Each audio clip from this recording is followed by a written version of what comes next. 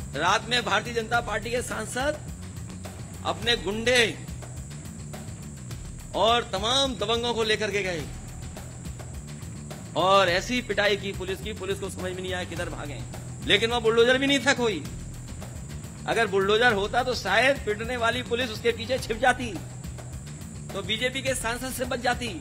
तो भैया सपा अध्यक्ष अखिलेश यादव ने मंगलवार को लखीमपुर में कार्यकर्ता सम्मेलन को संबोधित किया, लेकिन इस दौरान अपने भाषण में कन्नौज भाजपा सांसद सुब्रत पाठक को भयंकर तरीके से लपेट डाला।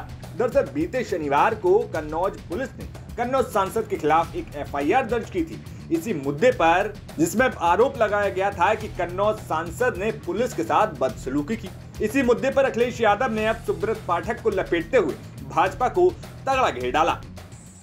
और हमारे यहाँ तो एक सांसद हैं, वो भी कमाल के सांसद हैं, वो क्योंकि बीजेपी के हैं। अपहरण करने वालों को छुड़वा ले आए, चौकी में पुलिस को पीटा। रात में भारतीय जनता पार्टी के सांसद अपने गुंडे और तमाम दबंगों को लेकर के गए और ऐसी पिटाई की पुलिस को समझ में नहीं आया किधर भागे। उन्हें अगर कहीं बुलडोजर खड़ा मिलता होता तो शायद बुलडोजर के पीछे खड़ी होकर के पुलिस बच जाती। लेकिन वह बुलडोजर भी नहीं था कोई। अगर बुलडोजर होता तो शायद पिटने वाली पुलिस उसके पीछे छिप जाती तो बीजेपी के सांसद से बच जाती। और पुलिस ने जो दर्ज किया है मुकदमा, उसमें पुलिस को पता ही नहीं है कि वो पता कहां है उनका। क्या आप ये कल्पना कर सकते हो कि किसी सांसद का पुलिस को पता ही ना पता हो? ये स्थिति है। इसलिए हम आपसे कह रहे हैं कि ये जो कार्यवाहक डीजीपी इसलिए बनाए जा रहे हैं कि वो अपनी मर्जी से अन्याय कर सकें और अपनी मर्जी से भारतीय जनता पार्टी के लोगों को, उनकी गुंडई को, उनकी हरकतों को, वो जो अन्याय जनता पे कर रहे हैं और भारतीय जनता पार्टी के नेताओं का, कार्यकर्ताओं का मनोबल बढ़ा रहे हैं। अब पूरा मामला क्या था वो भी जान लीजिए। दरअसल बीते शनिवार को कन्नौज में पुलिस ने भाजपा सांसद के खिलाफ एक एफआईआर दर्ज की थी, जिसमें बताया गया था कि उन्नाव की औरासा पुलिस अपहरण के एक मामले में कन्नौज शहर कोतवाली क्षेत्र पहुंची हुई थी, जहां पर कन्नौज पुलिस के साथ मिलकर उन्नाव पुलिस ने अपहरणकर्ताओं को गिरफ्तार किया।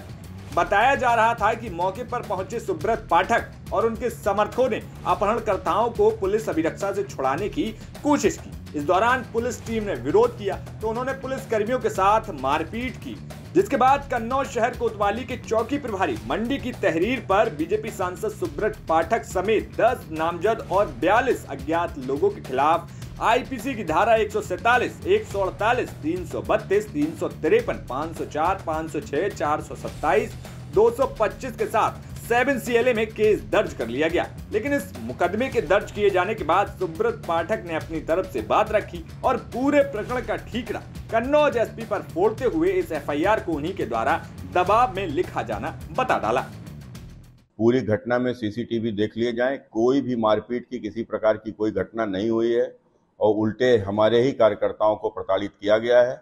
और यदि कार्यकर्ताओं को झूठे मुकदमों में प्रताड़ित किया जाएगा तो निश्चित रूप से बर्दाश्त के योग्य नहीं है, क्योंकि नगर निकाय के चुनाव में कन्नौज एसपी के द्वारा एक खुलेआम जिस प्रकार के जो बहुजन समाजवादी पार्टी की जो मदद की थी वो संज्ञान में आया था और उसको लेकर तमाम प्रकार की शहर के लोगों के बीच में चर्चा भी थी, जिसकी शिकायत मैंने स्वयं मिलकर मुख्यमंत्री जी से की और मुख्यमंत्री जी के साथ साथ प्रमुख सचिव गृह से भी इसकी शिकायत की थी।